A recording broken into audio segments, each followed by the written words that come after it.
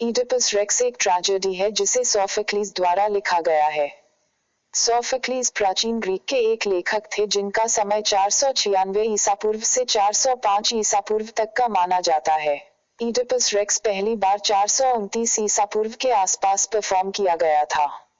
कहानी का मुख्य पात्र ईडिपस राजा है। ईडिपस प्राचीन ग्रीक के एक राज्य थीब्स का राजा होता है। एक बार उसके राज्य में प्लेग की महामारी फैल जाती है। लोग अपनी समस्या लेकर राजा के पास आते हैं कि अगर जल्द ही राजा ने कुछ नहीं किया तो प्लेग की वजह से पूरा राज्य तबाह हो जाएगा। ईडिपस को इस बात की खबर होती है और वो पहले ही अपने साले क्रियन और पत्नी जोकास्टर को अपोलो की वाणी के पास इसका कारण जानने के लिए भेज देता है। प्राचीन ग्रीक मिथकों में ओरेकल ऑफ अपोलो या अपोलो की वाणी एक दैवीय शक्ति है जो किसी व्यक्ति द्वारा पूछे गए प्रश्नों के उत्तर देती है। मिथकों के अनुसार ओरेकल ऑफ अपोलो डेल्फी के मंदिर में स्थित है। जब क्रियन और जोकास्टर अपोलो की वाणी से इसका कारण जानकर आते हैं तो वो बताते हैं कि प्लेग राजा लियस की हत्या के कारण फैली है और जब तक राजा लियस के कातिल को सजा नहीं हो जाती प्लेग दिन ब दिन फैलती ही जाएगी। राजा लियस ईडिपस से पहले थीब्स का राजा था जिसकी मौत के बाद ईडिपस को राजा बनाया गया क्योंकि उसने थीब्स को एक खतरनाक दैत्य स्फिंक्स से बचाया था। ईडिपस पूरे राज्य में ऐलान करवा देता है कि जो भी राजा लियस के हत्यारे के बारे में जानकारी देगा उसे इनाम दिया जाएगा और जिसने उसे बचाने की कोशिश की उसे कड़ी सजा दी जाएगी। राजा लियस के हत्यारे को ढूंढने के लिए एक अंधे सिद्ध पुरुष थेरेसियस की सहायता ली जाती है। थेरेसियस ईडिपस को कहता है कि उसकी भला ऐसी में है कि राजा लियस की हत्या का सच उसे पता न चले। ईडिपस के बहुत जोर देने पर वो बताता है कि थीब्स की सारी समस्याओं की जड़ ईडिपस ही है क्योंकि उसी ने राजा लियस की हत्या की थी। ईडिपस अंधे थेरेसियस की इस बात पर भड़क जाता है और उस पर आरोप मरने लगता है कि वो क्रियन के साथ मिला हुआ है जो उसे राजगद्दी से हटाना चाहता है। थेरेसियस आगे कहता है कि ईडिपस को बहुत शर्म आएगी जब उसे अपनी असली माँ बाप के बारे में पता चलेगा। ईडिपस थेरेसियस को जाने को कह देता है और फिर क्रियन से झगड़ा करने लगता है कि वो उसे राजगद्दी से हटाने की साजिश कर रहा है। ईडिपस क्रियन को मारने की धमकी भी दे देता है पर उसकी पत्नी और अन्य लोग दोनों में झगड़ा आगे नहीं बढ़ने देते। अपने पति और भाई की दुश्मनी से दुखी होकर जोकास्टर ईडिपस को एक भविष्यवाणी के बारे में बताती है। जोकास्टर ईडिपस को बताती है कि भविष्यवाणी के अनुसार राजा लियस की हत्या उसी के पुत्र द्वारा होगी, पर यह संभव नहीं है क्योंकि उन्होंने अपने नौकर को अपने बच्चे की हत्या करने का आदेश दे दिया था। जोकास्टर ये भी बताती है कि लियस की हत्या ईडिपस के थीब्स आने से कुछ ही दिन पहले फोसिस के पास मिलने वाले 3 रास्तों के पास लुटेरों ने कर दी थी।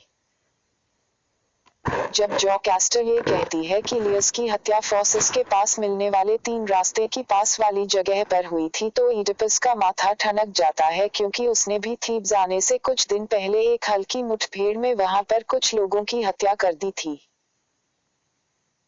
ईडिपस जोकास्टर को अपने बारे में बताता है कि वो पड़ोस के राज्य कोरिंथ के राजा पॉलीबस और रानी मेरोपे का बेटा है, पर एक दिन जब एक शराबी व्यक्ति ने उसे बताया कि वो राजा रानी का सगा बेटा नहीं बल्कि गोद लिया बेटा है तो वो चिंतित हो गया। ईडिपस अपोलो की वाणी के पास सारा सच जानने के लिए गया। अपोलो ने उसे ये तो नहीं बताया कि उसके माँ बाप कौन है, पर ये जरूर बता दिया कि वो अपने बाप का हत्यारा होगा और अपनी माँ का पति बनेगा। ईडिपस अपोलो की वाणी से डर खाकर हमेशा के लिए कोरिंथ छोड़ने का फैसला लेता है और थीब्स जाने की तैयारी करता है। ईडिपस शराबी व्यक्ति की बात को गंभीरता से नहीं लेता है और वो अभी भी अपने माता पिता कोरिंथ के राजा रानी को ही मानता है। ईडिपस आगे बताता है कि जब वो थीब्स आ रहा होता है तो फोसिस के पास मिलने वाले 3 रास्तों के पास कुछ लोग उसका अपमान कर देते हैं जिसकी वजह से वो उन सब की हत्या कर देता है, पर एक व्यक्ति बचकर भाग जाता है। उसके बाद उसका सामना थीब्स आते समय राक्षस स्फिंक्स से होता है जिसने थीब्स के वासियों को परेशान कर रखा होता है। ईडिपस स्फिंक्स की पहेली का सही जवाब देकर उसे शांत कर देता है और थीब्स के लोग उसे अपना होरो मान लेते हैं। क्योंकि कुछ दिन पहले उनके राजा लियस की हत्या हो चुकी होती है इसलिए थीब्स के लोग ईडिपस को राजा बना देते हैं और जोकास्टर का हाथ उसे दे देते हैं। स्फिंक्स प्राचीन ग्रीक मिथकों में एक ऐसा राक्षस है जिसके शरीर का निचला भाग शेर का होता है और ऊपरी भाग महिला के शरीर का। ईडिपस रेक्स में स्फिंक्स थीब्स आने वाले हर व्यक्ति से एक पहेली पूछती है और अगर वो पहेली का सही जवाब नहीं दे पाता तो वो उसे मार देती है। पर ईडिपस उसकी पहेली का सही जवाब दे देता है और वो शांत होकर शहर से चली जाती है। ईडिपस उस नौकर को बुलावा भेजता है जिसने राजा लियस की हत्या की जानकारी दी थी। दरअसल ये नौकर वही है जो लियस के साथ उस समय मौजूद था जब उसकी हत्या की गई थी, पर वो अकेला जान बचाकर भाग आया था। ईडिपस उसका बेफिक्री से इंतजार करता है और इधर जोकास्टर को किसी तरह की भविष्यवाणी में कोई विश्वास नहीं होता। तभी कोरिंथ से एक संदेशवाहक ये संदेश लेकर आता है, राजा पॉलीबस की मृत्यु हो गई है और ईडिपस उनका उत्तराधिकारी है। राजा पॉलीबस की मृत्यु प्राकृतिक कारणों से हुई होती है, इसलिए ईडिपस को राहत मिलती है क्योंकि उससे अपने पिता की हत्या नहीं हुई। ईडिपस उस समय तक भी ये मान रहा होता है पॉलीबस उसका पिता है, लेकिन ईडिपस कोरिंथ जाने से मना कर देता है क्योंकि उसे डर के वो किसी तरह अपनी मां का पति ना बन जाए। संदेशवाहक तभी इस सच को उजागर करता है कि ईडिपस राजा पॉलीबस और रानी मेरोपे का सगा पुत्र नहीं है, बल्कि उसने अपने एक मित्र से उसे लिया था जो कि राजा लियस के ये नौकर था। उस समय संदेशवाहक एक चरवाहा हुआ करता था और उसकी राजा लियस के एक नौकर के साथ उसकी दोस्ती थी। जब संदेशवाहक के दोस्त ने नवजात ईडिपस को उसे सौंपा तो संदेशवाहक ने उसे अपने राज्य कोरिंथ के राजा पॉलीबस और रानी मेरोपे को दे दिया क्योंकि उनकी कोई संतान नहीं थी। खुश होकर राजा पॉलीबस ने चरवाहे को अपने ये एक बड़ी नौकरी दे दी। ध्यान देने वाली बात है कि राजा लियस के नौकर से बच्चा लेते वक्त चरवाहे को लगा था कि ये उसी नौकर का बेटा है जो अपने बच्चे का पालन नहीं कर सकता।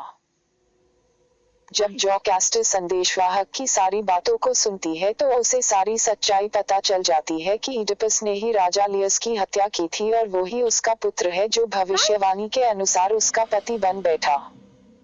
जोकास्टर अंदर से बहुत टूट जाती है और कमरे के अंदर चली जाती है। वो उस नौकर के आने का इंतजार भी नहीं करती जो लियस की हत्या के वक्त जिंदा बचाया था।